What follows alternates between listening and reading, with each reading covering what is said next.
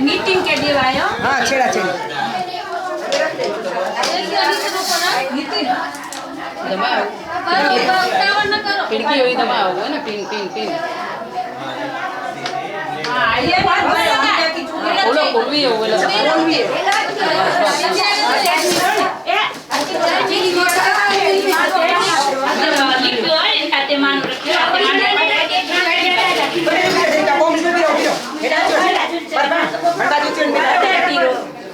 एकदम